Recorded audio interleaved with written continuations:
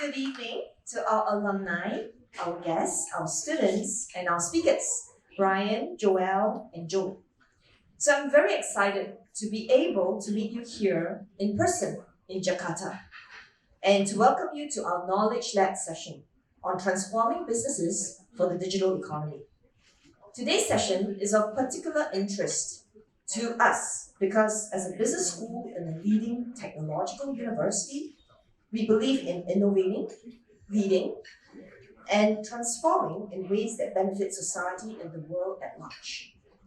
So I've been visiting Jakarta since Tuesday of this week, and I've been really struck by the warmth, the friendliness, and the mutual respect shown by the people in this country, not just to us, but to each other. I must say that we've had many substantive, frank, and spirited discussions with many of our comrades here. And experience so far has really underscored how Indonesia is a country with so many possibilities and opportunities, and a hunger to learn, to connect, and to collaborate. So on our part, we also believe that NBS, Nanyang Business School, and NTU, Nanyang Technological University, have a lot to offer, to contribute, and to learn from our friends in Indonesia. There are a few people and organizations I must thank to make this event possible. First, special thanks to Enterprise Singapore for supporting us. Aaron Yi, Aaron, are you here? Okay. Aaron Yi, who is also an alumnus, and Lias has been a great help in making this event a success. Sing Chen, Singapore Chamber of Commerce Indonesia, has been a new friend that we have found, and we especially thank Joelle for inviting your members and helping us promote this event. We must also thank Johnny Widodo. Johnny is our NBS Alumni Advisory Board member, NTU Indonesia Alumni Association President, and NBS International Alumni Rep of Indonesia. Phew, you almost work for us. And Johnny has kindly accompanied me to visit Universitas Indonesia. So we really appreciate. And he's been spending like 3 days with us. Yeah. So thank you. And a big appreciation and thanks to our alumni, our corporate partners, and our guests who made time to come on this Friday night. And we're almost full house. Yeah. Some of them here had also supported our MBA during their business study mission. So allow me now to introduce the topic of our discussion for the panel. So it's on digital transformation, and as we know, digital transformation has been disrupting businesses, both large and small organizations, for a while now. So it's already an imperative, but it took on heightened importance, both as a result of the pandemic and after that. So in other words, businesses must really adapt to remain competitive and relevant. Indonesia, as Southeast Asia's biggest economy, presents many opportunities to pioneer and to innovate new digital solutions.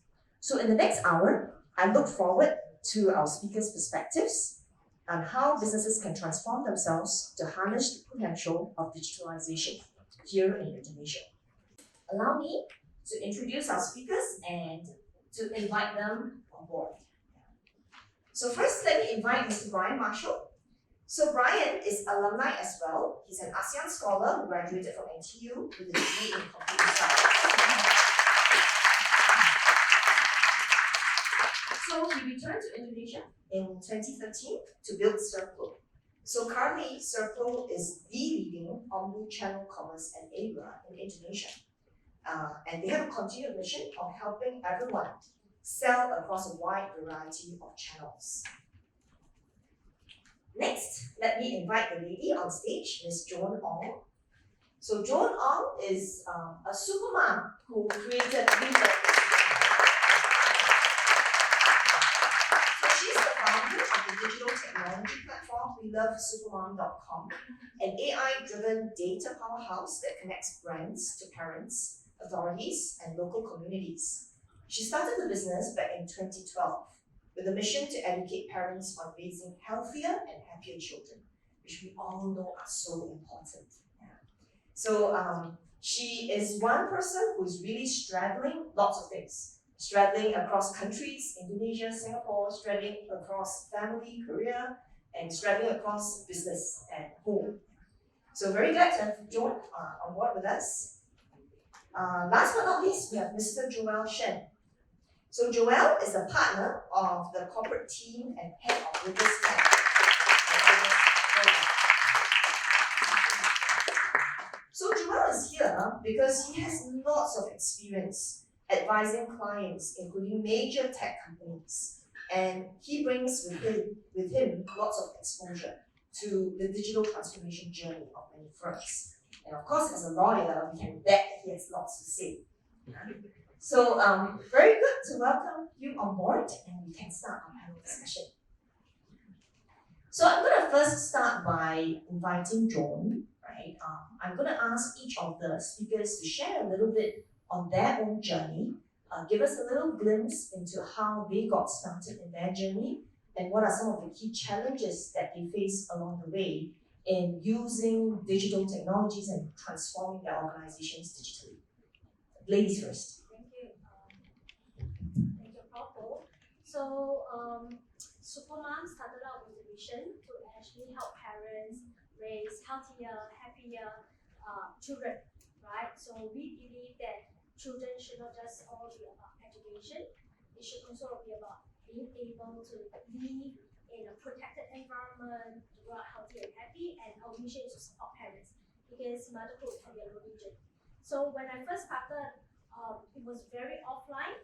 So we do a lot of seminars, we do a lot of events, and we impact, I believe, 80-90% of the parents in Singapore, right? But when it comes around 2019, we started to think we are doing something great. Why is it that we're only impacting Singapore parents? And every year there are only like 40,000 births a year. Why aren't we impacting more? So we started to think, how can we actually digitalize what we are doing, right? Can we actually bring our mission beyond Singapore? And from there on, we started to work on our blueprint. How do we actually bring our services and solutions onto a digital space? So we went on the route to actually hire a lot of tech talent, and that's actually our greatest challenge because it is very difficult to find good talents, to be honest, in Southeast Asia who can actually help you conceptualize the product and develop it to what is needed. We have come a long way. So today, in 2022, we actually has an app that's actually launched across 6 Southeast Asian countries. Like in Singapore, Indonesia, Vietnam, Malaysia, Philippines, Thailand, this app actually allow parents to actually live better and smarter. So what we do is we actually use the AI technology to integrate with the key marketplaces across different Southeast Asian countries, and we are able to generate top recommended products at the lowest price. So we are like a TripAdvisor. We provide recommendation to parents who always ask themselves, which stroller should I buy? Which infant formula should I buy? Which diaper should I buy? So we provided this space where parents, we support them in their parenthood journey, where they can save a lot of time by coming to our platform to actually get information, and to help them save money, we can actually find the lowest price across the different marketplaces, right? And beyond that, we want to contribute back to motherhood. We want to contribute to the communities that we're serving. So we have this function whereby parents could actually earn from our platform, right? By participating in survey with us, by participating in campaigns with us, by attending events, or by doing any micro tasks. So we connect brands to parents who could actually activate the mothers to even become group buyer in their little cities. So in Indonesia, a very big part of our mission is to venture into tier 2 and tier 3 cities, which is becoming more digitalized. So a lot of companies are focusing on tier 1, and tier 1 there are around 50 cities, but when we talk about tier 2, tier 3, there are more than 70 of them, right? And over the last 2 years, because of the pandemic, tier 2, tier 3 cities are growing at a very, very fast speed, and more populations in the tier 2, tier 3 city are being more digitalized. So a very big part of our objective in the next few years is to support parents in the next tier cities to be able to connect to the more digital world. Yeah. Thank you. Thank you, Joan. I hear a lot and very inspired by the journey because you talk about how you started with just simply building a community, right? Essentially, I hear you essentially talk about how you started simply by meeting the needs of this community and you started offline.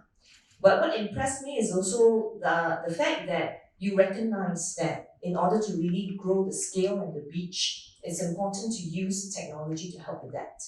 And as an information system scholar, we do know that one of the key attributes of technology, digital platforms, is ubiquity.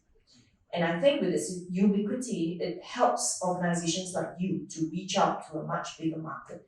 And clearly, you are an organization that's not afraid to try out new things and try new markets. Yeah, so very inspirational. Thanks, Joan.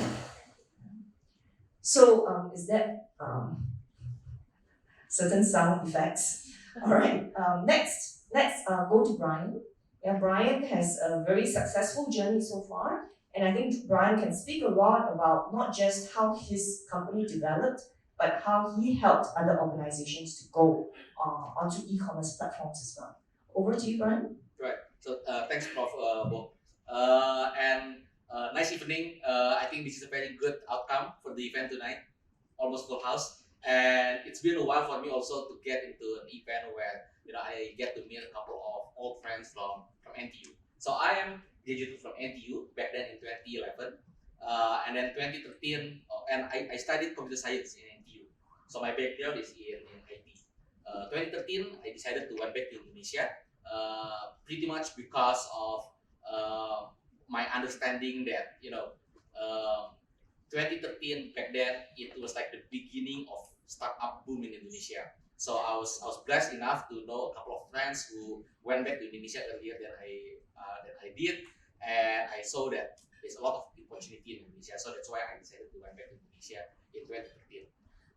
First thing that I did when I went back to Indonesia, building Circlo, is simply answering the many questions and requests from my friends actually, who see me as simply the IT guy who can build anything IT, right? So a lot of my friends, more creative than I was. I graduated from NTU 2011, computer science, went back to Indonesia 2013, and pretty much what I did first time was to answer the questions of a lot of my friends about IT, right? Because a lot of my friends are actually more creative than I was. They build businesses to produce shoes, clothing, and stuff, creative products. And they were all young as I was, in their 20s, have very little capital. So their go-to-market strategy is pretty much they want to go e-commerce, right? And back then, e-commerce was pretty much, it's very, very different from what it is today, right? It was still very early. And one of the most frequently questions that my friend asked is, hey Brian, how can I build a website? How can I build an e-commerce website, right? And so they didn't have any IT background, I did have. So basically I create a platform where they can build their own web store. So that's how Circlo started, right? By offering a website where people can build their own website easily. And why don't I build one by one for them? Instead, I make one website so that they can make it by themselves. Is because I know they can't pay much, right? Young people just starting up the business, right? So unit economics just doesn't work if I have to build one by one for them. So instead, I built one template so that they can actually replicate from the same template that I built once and for all. So that was the first product that we started with. 3 years down the road, after that, we raised a few fundings. We start gaining reputation, and then we start realizing that there's an opportunity also not only in SME market but also in enterprise market. So starting from 2017, we start to offer services, our e-commerce so-called skill set to the enterprise clients. But what we realized when we start going to the enterprise clients, they don't only need the tools, right? So unlike my beginning story just now, when a lot of my friends simply just ask me whether I can build websites, for enterprise clients, the question is slightly different. They ask me, hey Brian, can you run e-commerce for me? Can you run basically the entire e-commerce operation for the company, right? So again, understanding that needs, seeing that opportunity, what we came up with is a solution where they can outsource their e-commerce operation to us, right? So we call this business model as e-commerce enabler. I think when I give example of website, this is very clear. But when we talk about e-commerce enabler, so think about it this way. Today, if you go to Tokopedia, you go search Unilever product, and then you will find Unilever official store. It's actually done by my team. The content production, the customer service that answer your queries, also the one that will manually or automatically do the pick and pack and then put it in the delivery courier is actually our team in Zipcode, right? So that's what do we mean by we run the e-commerce operations for our clients, right? And also thankfully because of the rapid growth of e-commerce in Indonesia, we grow pretty much very significant in the past 5 years. More recently, in the last 2 years, we start expanding to other ways of helping the clients. We grew inorganically. We acquired 2 companies recently. One is a company that does B2B business, helping the warungs to get supply from enterprise principals and supply to the warungs. So if you think about it, previously we helped the principals, we helped the upstream. Now we acquired a company who actually work on the downstream to connect to the warung. So instead of just helping our clients to sell directly to consumer through e-commerce, now we also help the clients to sell to the warungs, to the small mom and pop shops in Indonesia through this company that we acquired. Another company that we acquired is something that is actually quite relevant to what We Love Supermom is doing. So if you've ever heard about Orami, so there's a mom and baby parenting commerce content community platform. We acquired the company in 2021 last year. Pretty much the same reason we did a lot of clients in mom and baby category, and by collaborating now with Orami, we see that this is another ways for us to help our clients to grow. So I think when you put the title of how to transform business to digital economy, pretty much that's the story of Circle also. Throughout our journey, 9 years right now, we are a company who help businesses of all scale, small, medium, or big, to sell online and pretty much digitalize how they do business. Thank you. Thank you, Brian. Yet another very inspiring journey that he shared. A few things that I took away, right? I think what Brian's story tells us is really the importance of timing, right? Is number one. I think he really caught the market at the right time when it's really starting to expand. And I think he really was able to leverage on the growth of this particular market at a time where it has the greatest need. And I think the other thing I've heard is really, I'm sure as our MBA students will know, the jobs to be done. So very clearly, he has identified the jobs that his clients need to actually have it done. And he was able to really deliver using his expertise. And I heard, from what I hear, he didn't really just stop there. He continued to expand his capabilities. And I think coming from the point of view of identifying business opportunities is really spot on in all these regards. Thank you so much. Maybe now we can move to Joel. Joel can share his own journey with us. Thanks very much, Prof. Paul. I'm slightly intimidated, ladies and gentlemen, because I'm the only person on stage who's not, I'm the only panelist on stage who's not a tech founder, right? Brian, he's founded Circle, and maybe one day he can build me a robot lawyer, so I don't need to go and advise all my clients, and that AI lawyer can advise them for me. Jones built a very successful tech business targeting a very specific demographic. I'm a lawyer, although don't hold it against me. And law as a business goes back thousands of years. We're antiquated. And what can I possibly say about the digitalization journey that Indonesia is going through? Instead of talking about my own business, Prof, why don't I share a few data points on what I've been seeing in Indonesia? And we start with that oft-cited report by Google and Temasek and Bain, which was first published in 2016, that predicted at the time that the Southeast Asian digital economy would grow over the next decade to $200 billion by 2025.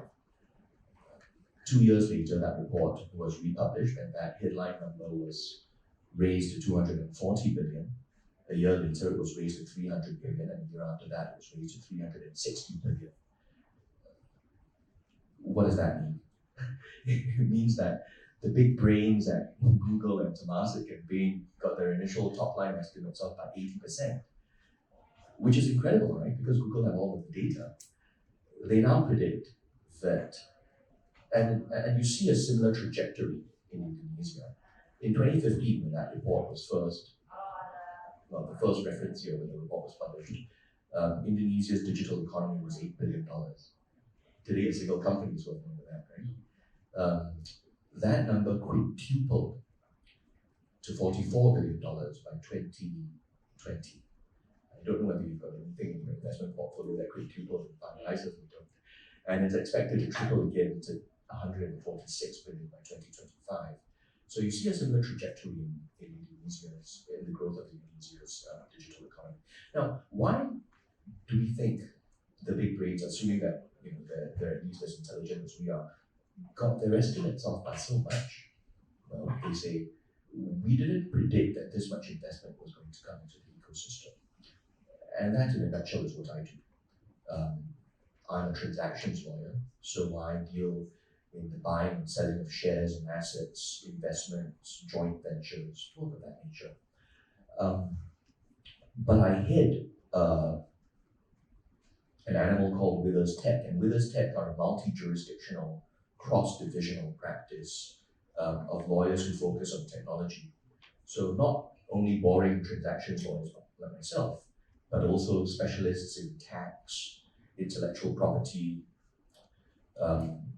non-dilutive financing, employment, disputes. Because as technology develops and business leverages on these new technologies, so too the regulations develop, right? Because it's the entire arc of human history has been the technology needs to first be developed.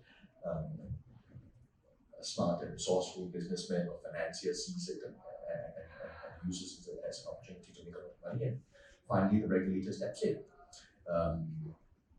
And very often overreaches, right?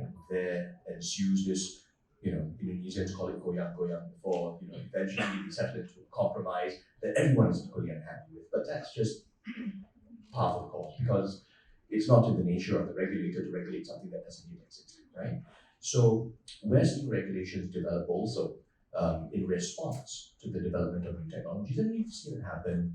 And people in this room will remember the taxi strikes when Uber and Gojek and Grab first became ubiquitous in Indonesia. People will remember the tax disputes that Google famously had with Sri Mulyani and her tax office. People here might remember issues around, certainly the new privacy law that the Indonesian government's ratified. So all of these are, I suppose, examples of how the law touches technology and interacts with technology.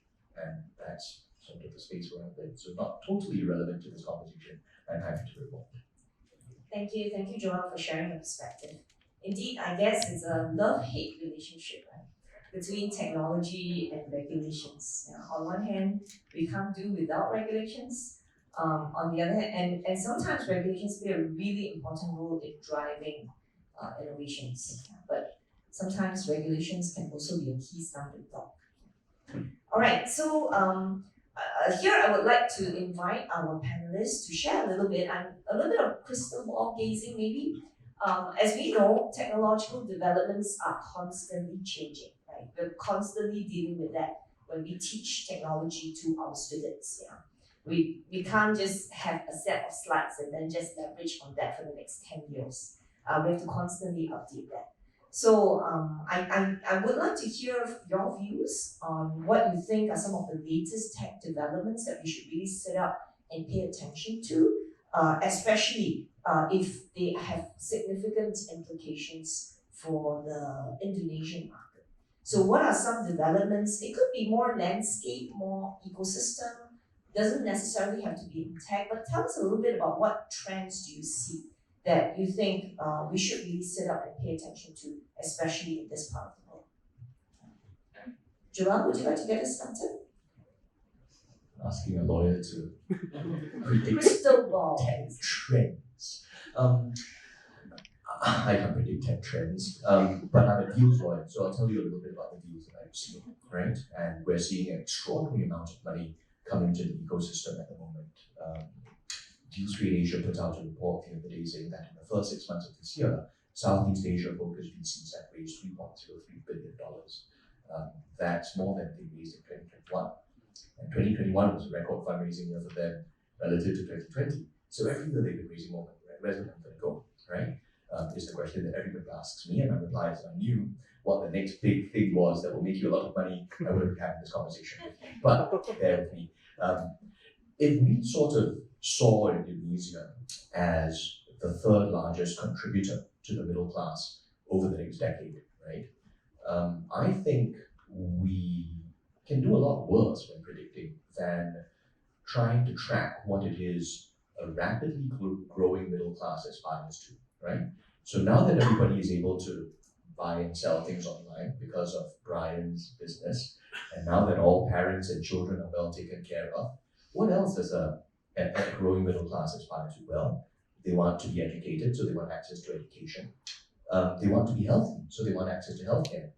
They want to be able to, they want access to basic financial products and services, insurance, trade credit, and so on. They want to be able to invest. Crypto has gone absolutely bonkers at the moment, right? In 2018, the Ministry of Trade in Indonesia announced that the number of crypto trading accounts had surpassed the number of stock trading accounts in Indonesia for the first time, and it's been on a hockey stick ever since. Having a bit of going through a bit of a bear market at the moment, but it's still, we're still talking about 20 million people coming on, signing up and doing KYC as crypto account holders. They want to be entertained, right? They want, all of these products and services that traditional businesses have struggled to deliver. Why? Because Indonesia, in spite of being a country of 275 million people and the biggest market in Southeast Asia, is also the world's largest archipelagic country, right? And its population is strewn across 17,000 islands that span the distance from London to Baghdad. I mean, the mind boggles, right? So 5,000 plus miles, I think, or kilometers. Don't hold it against me, I'm not supposed to be able to do math, but it's wider than continental North America. So if you imagine you're a healthcare provider building hospitals to provide healthcare services, or if you're an education provider building schools to provide educational services to this very, very widely dispersed population, hasn't been easy for Indonesia, and this is where technology comes in. And we don't like to use the word disrupt, right? But technology comes in and makes use of the opportunity to deliver a service in a much more efficient way than they were before. Thanks. So basically, it's really about spotting the trends in this growing market, looking at the demographics and the needs of these big class consumers, right? Given what their growth trends are. As far as this simple lawyer can tell. Yes.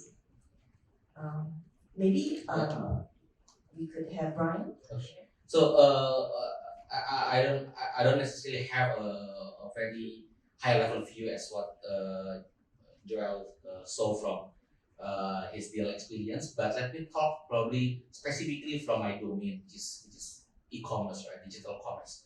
I think talking about digital commerce, first of all, just now Joel also mentioned that the market for for tech startups that run the digital commerce, that are the front runners for digital commerce, are currently probably is a bit not in a very good situation. Funding is slowing down.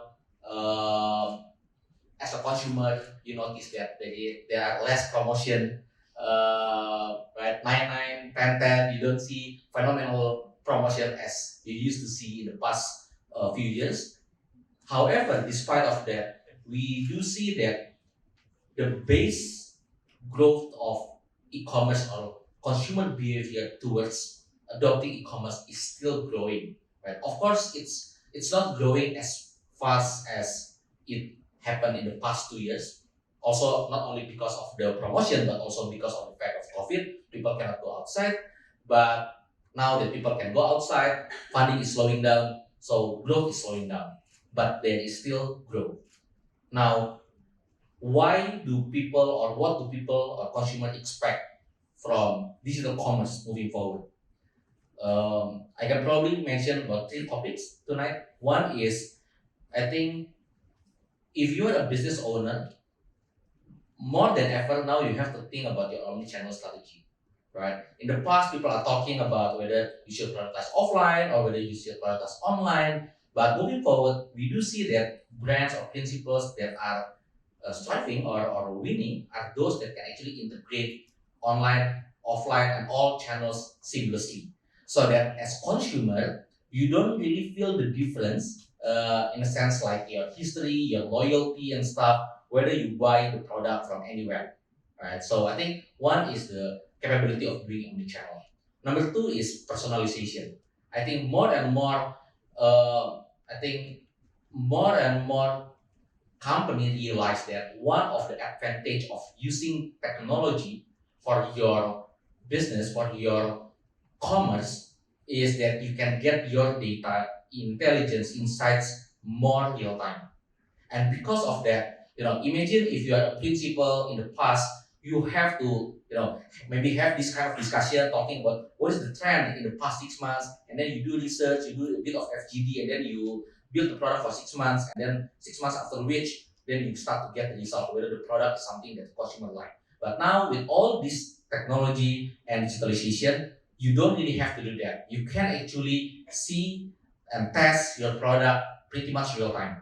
So because of that possibility, consumer now ask the next level, which is, can you actually make something that is more specific for my needs instead of for the mass population need?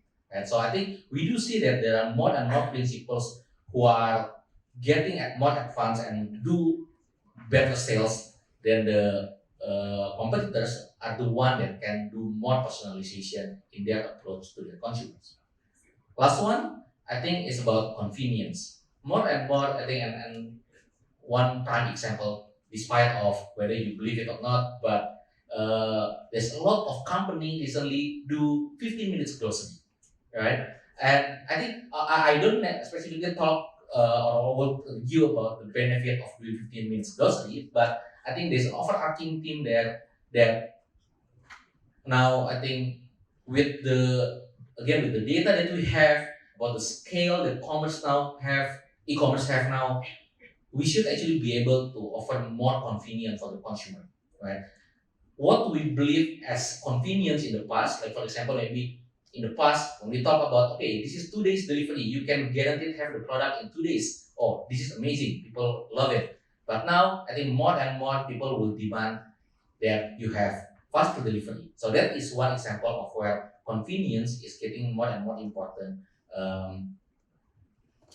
metrics that you should see and you should measure implementing all this technology. So again, I think based on our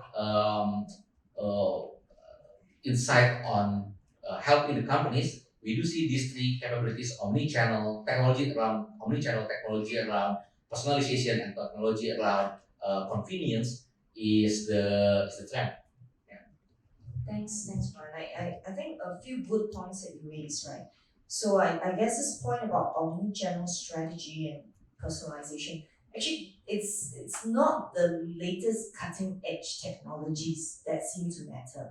It's really figuring out what is the use of some of the existing technologies and some of the platforms that we have and putting them to good use that might be even more important. So it's really contextualizing based on the needs rather than going for the latest technology. And so it's really not technology for technology's sake, but really technology where it applies and where the context makes sense.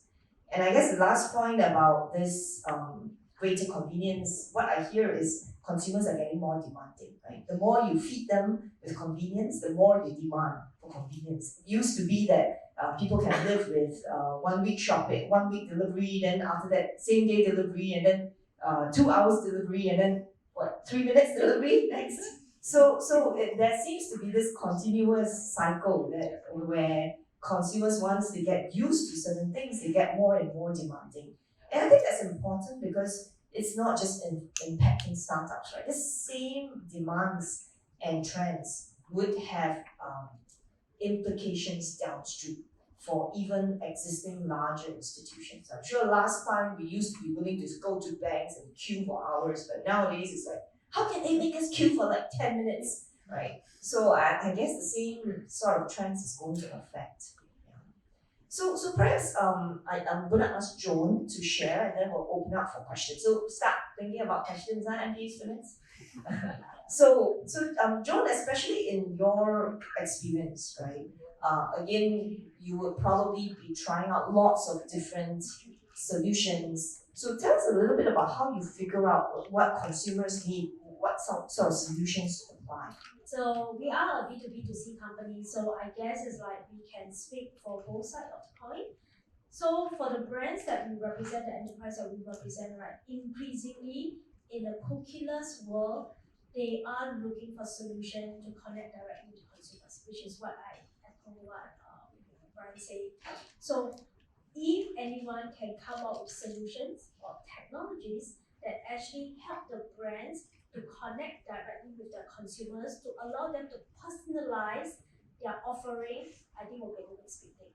So we can see that investment from the brands in the Google of the world, the Apple of the world, the Facebook of the world are all coming down, right? Because they can no longer do smart targeting. They don't know where that investment are going to. So we are receiving a lot of requests. How can I connect to the parents that we represent directly and for us to know what they're looking for?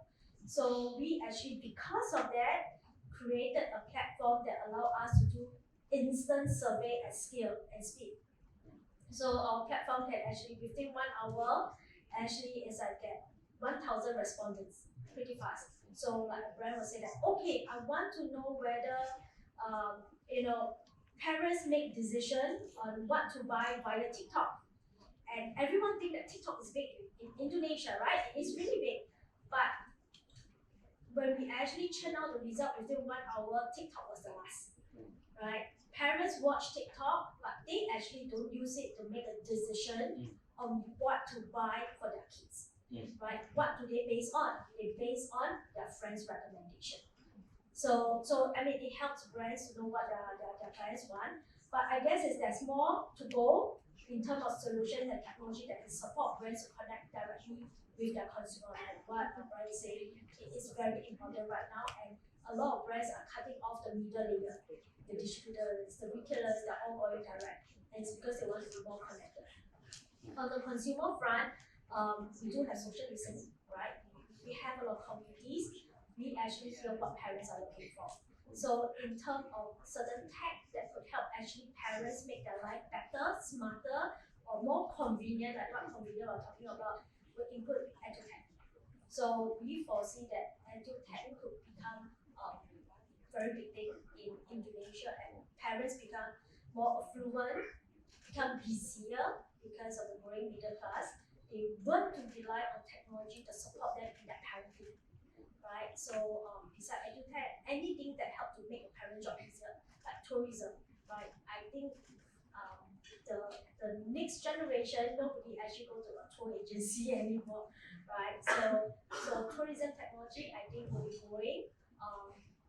Digital finance, right? So I mean, it's like when you listen to what parents are talking about, they're talking about what kind of insurance can I buy online, and whether is it safe, whether is it whatever, how to compare. So digital finance will be getting more popular in this space that we operate since. Thanks, Jonah. I think hearing to you speak really underscores, I guess, the point that Brian was making about this omni-channel, right? And I can see your whole strategy of building the ecosystem coming in to be so central, because you started with building relationships with your own users, so you know them so well, and therefore brands are starting to rely on you to basically figure out what the needs are. And I think it really tells us, it seems to be going back a little bit to not just online, but to integrate that online and the offline.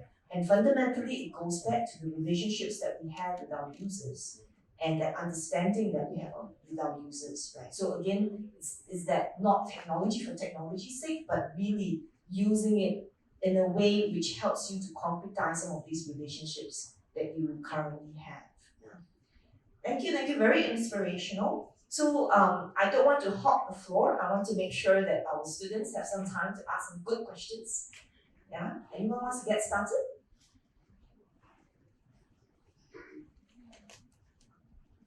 Very good. Thank you. I have a question for Joan, and we have been visiting Shopee this morning, and we learned how they are delivering their packages depending on where it is, like even by boat, by a canoe, have a logistics partner for that. So I was wondering, we've learned about this diversity. Is it the same when you are interacting with all these parents via your platform? Do you have to tailor your offering as well, or is the Indonesian unity in a way that's strong that you can serve parents across all the different islands with a unified product? That's the thing about the parenting industry.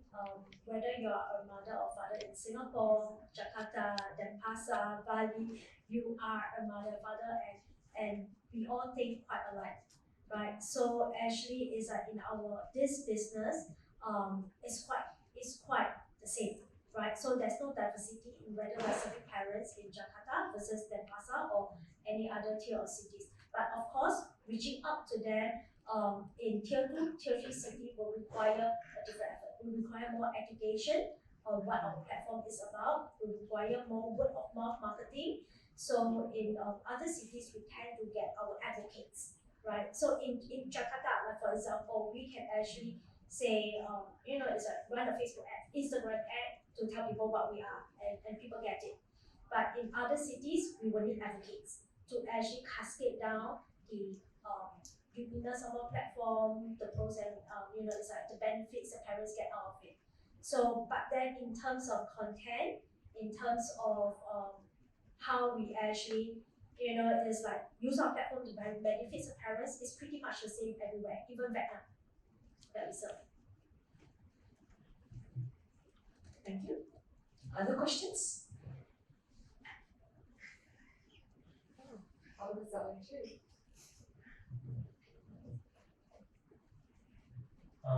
Thank you for sharing. And I have a question about Brian. Brian talked about the consumer go to the next level and looking for more like a personalized products. I want to know, as a startup company, how do they measure the market size in terms of how they measure how to make profit, make sure this investment is profitable. If they go for like a niche market, make the product more like personalized, means you have to invest more on this certain, so you have to differentiate from the major trend products. So how do they measure this kind of market size? So do they ask you to give them ROI? Right. I think okay. First of all, I think when we talk about customization, I think what we our personalization products that we see with our clients right now, I think it is still less about like very different product for every individual every individual consumers, but we are still talking about like simple customization actually. For example, I think in fashion, in our typical fashion clients, I think the fact that the consumer through our technology can somehow do a bit of customization of design through the platform, those are the things that actually don't really require a lot of investment. And of course, you can limit the changes in certain things that don't really have to change your production mechanism. Like for example, maybe in terms of shoes, maybe you can just change like the color of the tie, for example. So those kind of personalization is something that is simple, and so far we've been working with clients in pretty much those simple personalization, but consumers really love it. And so far we haven't really worked into that stage where I think in China there are people who start talking about the C2M model, where it's like basically consumer to manufacturing. So consumer one and manufacturing change their procedures because of the consumer behavior change. So we haven't gone into that stage yet in this part of the world. We are still doing simple personalization, but we've already seen that companies that apply those kind of tricks are performing better compared to those that don't allow any personalization or optimization at all. Thank you. Honestly, that's not a very fair question to ask the vendor to answer. Right? You ask your vendor to tell you what's the ROI to before you invest in that. And again, I think a lot of times when companies go onto e-commerce platforms, they must expect some of their operations to change. It's not just going onto an online platform. So that has to be taken into consideration. So the best way to answer that question is actually for the firms to answer it themselves, right? All right, so let's hear from others. Maybe one more question.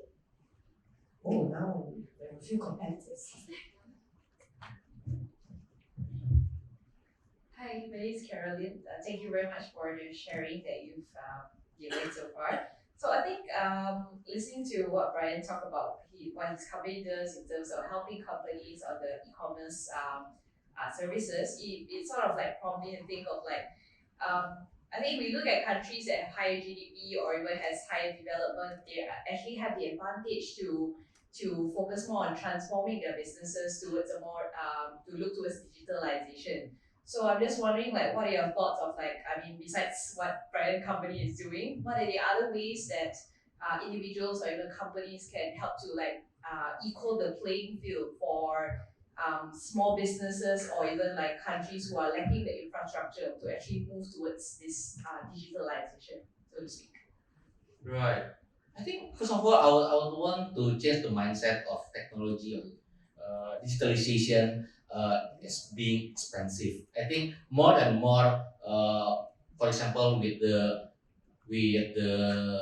introduction of SaaS model, software as a service, right? I think with that kind of model and pay as you go or pay as you grow business model. So those kind of models actually came up in the past decade because exactly to answer those kind of challenges. So that actually for many companies right now, if you want to start digitalization and transforming the way you do business, even to start selling online, it's not something that is very expensive. So in the past, of course, perhaps you imagine that, for example, oh, if I have to use an ERP, you have to build your website, you have to spend a lot in the beginning. But now I think, for example, again, just one example is the introduction of SaaS model, software as a service model, subscription model. You don't actually have to spend a lot of capex in the beginning. So I think that very fact already creates some level playing field.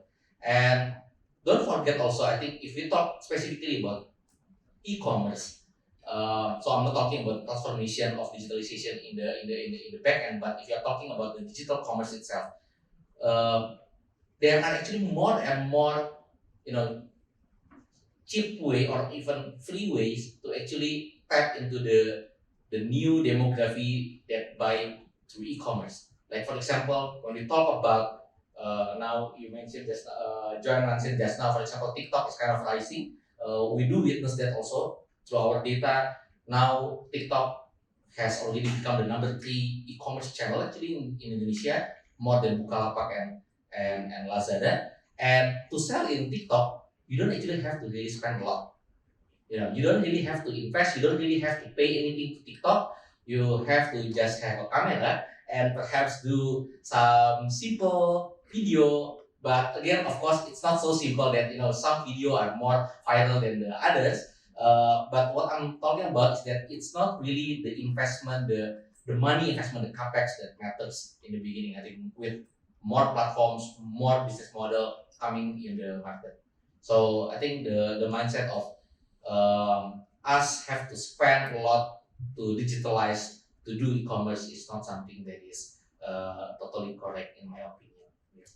And if you're a Singapore company, you can always go to ESG. I mean, there's ESG really help a lot of local company to actually digitalize and transform. I think we are very blessed, is to be a Singapore startup.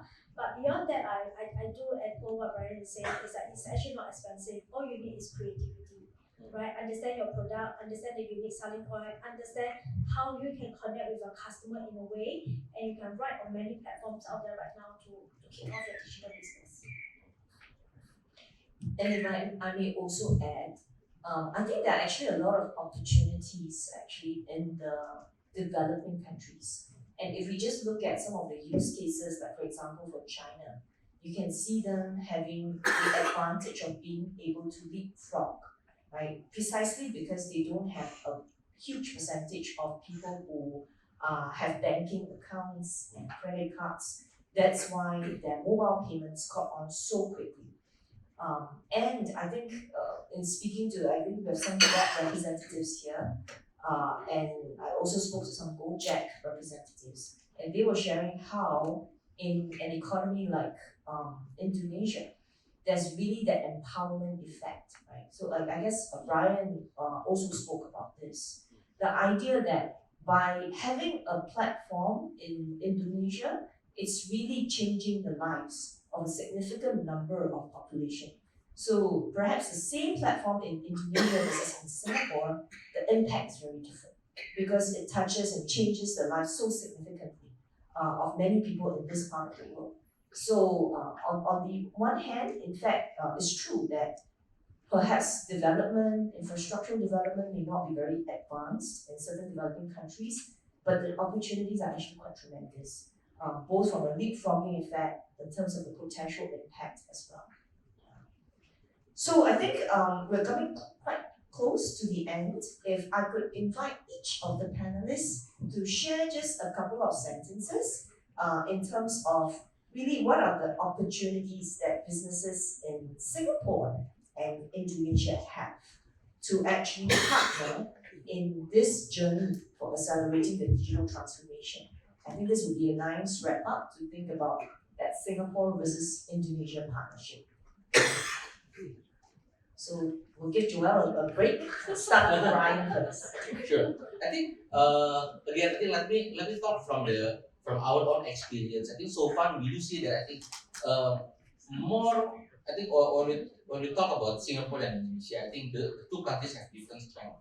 And the workforce in Singapore and Indonesia also have different strengths. I think when we talk about of course for our company, for example, because we help most of our clients to sell in Indonesia. So in the area of sales and marketing, in the area of operations, I think having people that really are Indonesians growing up here, educated here, are the ones who somewhat relate more with the audience and also with the labor that works on the operations. But at the same time, I think if we talk about leading edge technology or how we structure deals, how we go about fundraising, I think those are the skill sets that we don't necessarily see it easier to find in Indonesia. So typically we will go to Singapore for those kind of works. So for example, right now I think a lot of our corporate functions are actually one way or another are relying a lot with services in Singapore. We use Singapore lawyer, we use Singapore banks in Singapore. We do have now a small team of engineers in Singapore that is working on the more leading edge technology. But for the rest, I think the one that is supposed to be closer to the audience, like sales, marketing, operations, we do see that people in Indonesia have their edge because they relate more with the market.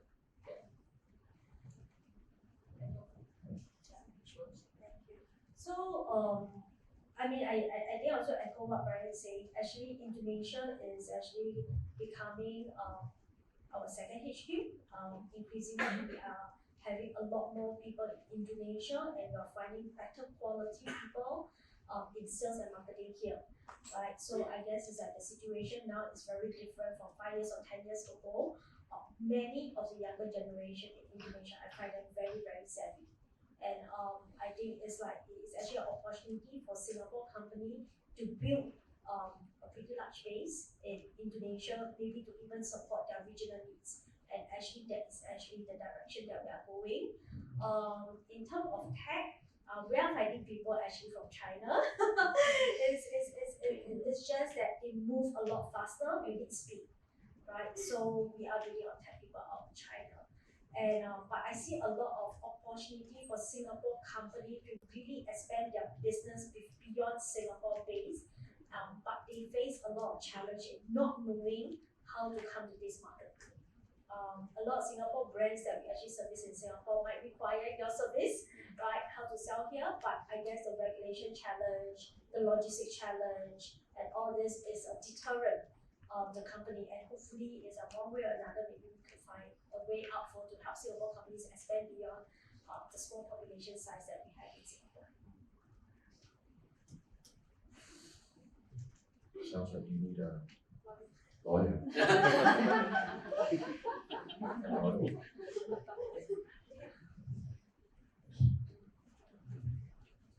As a lawyer, I like to have the last word.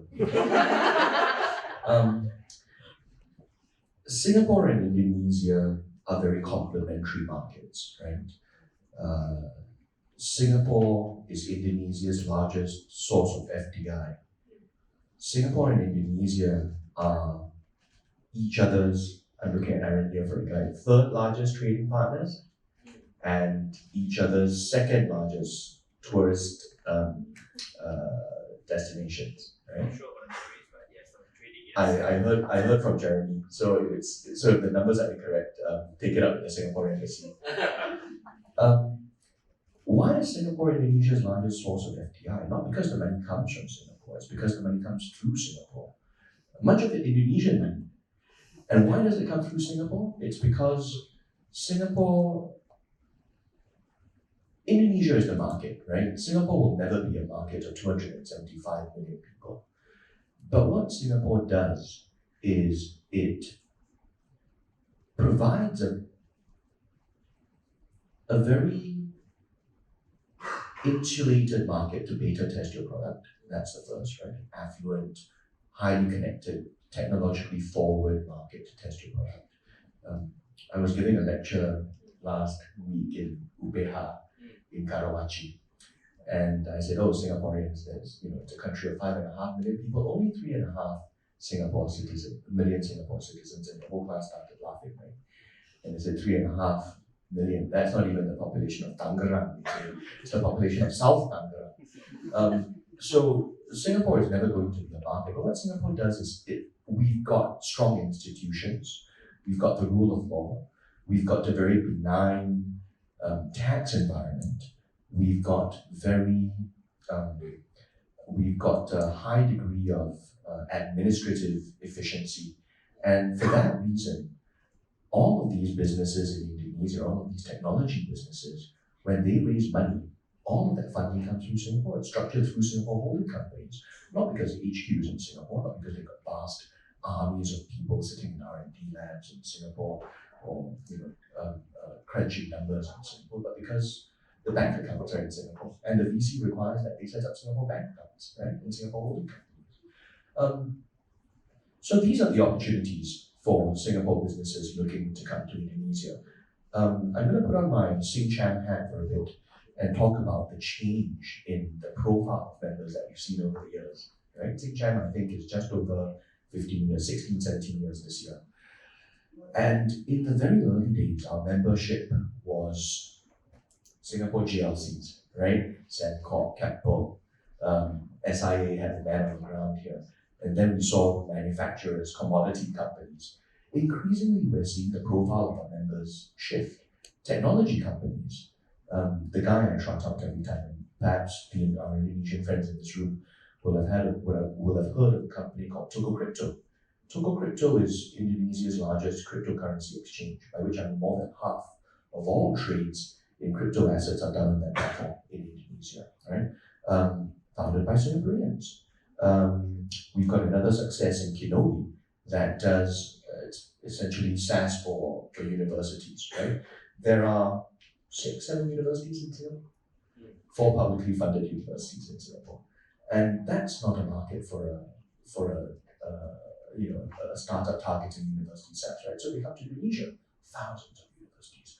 So Indonesia provides the market, and Singapore provides, I suppose, the conduit for foreign capital and deep pools of certain types of talent that you can leverage, right? Thank you for all 3 panelists for sharing your views.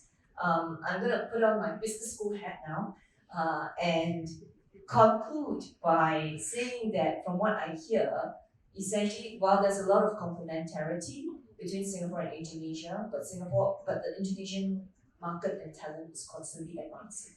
Our competition for talent is also becoming global, right? So as a business school, as a university, is telling us and telling our students we've got to constantly run to stay ahead, right? And that's the role of us as an educational institution. We also have to constantly run to really and make sure that our students are on the cutting edge. And that's what we've always been priding ourselves for at Nanyang Business School, to essentially highlight that being a business school and a technological university, we are constantly trying to figure out what's coming next and to make sure that our students are equipped with that. That's why we focus on technological innovations. That's why we're now focusing also on sustainability, because we believe that's where the world is also heading next. And then with that, I will end the panel here. I thank the panelists for sharing their insights and thoughts and sharing their time with us. Let's give a round of applause.